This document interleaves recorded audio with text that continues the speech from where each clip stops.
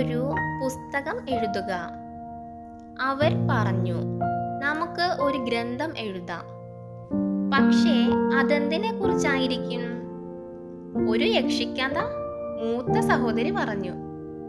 രാജാക്കന്മാരെയും രാജ്ഞിമാരെയും കുറിച്ചുള്ള ഒരു പുസ്തകം, മറ്റേയാൾ പറഞ്ഞു. ഓ ഇല്ല, സഹോദരൻ പറഞ്ഞു, നമുക്ക് മൃഗങ്ങളെ കുറിച്ച് എഴുതാം.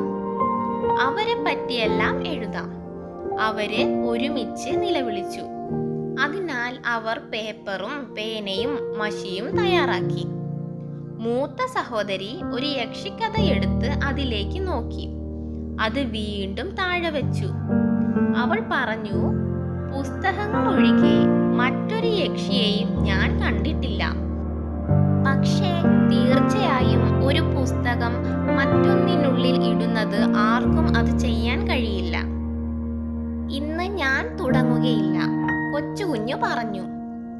ഞാൻ ഏതാനും രാജാക്കന്മാരെയും രാജ്ഞിമാരെയും കുറിച്ച് എഴുതുന്നതിന് മുമ്പ് അവരെ അറിഞ്ഞിരിക്കണം, അല്ലെങ്കിൽ വിഡ്ഢിത്തം പറയാം. പന്നിയെക്കുറിച്ചും കുതിരയെക്കുറിച്ചും വെളുത്ത മുയലിനെ കുറിച്ചും ഞാൻ എഴുതാം, സഹോദരൻ പറഞ്ഞു. ആദ്യം ഞാൻ അല്പം ആലോചിക്കണം. ചിന്തിക്കാതെ ഒരു പുസ്തകം എഴുതുന്നത് ഒരിക്കലും ഗുണം ചെയ്യില്ല. പിന്നെ മൂത്ത സഹോദരി യക്ഷിക്കഥ വീണ്ടും ഏറ്റെടുത്തു. എത്ര കാര്യങ്ങൾ അവശേഷിക്കുന്നു എന്നറിയാൻ, കാരണം അവ തന്റെ പുസ്തകത്തിലേക്ക് പോകുമെന്ന് അവൾ കരുതി. ആ കൊച്ചുകുട്ടി സ്വയം പറഞ്ഞു, ശരിക്കും രാജാക്കന്മാരെയും രാജ്ഞിമാരെയും കുറിച്ച് ചിന്തിക്കുന്നത് നല്ലതല്ല. അതിനാൽ ഞാൻ കാത്തിരിക്കണം.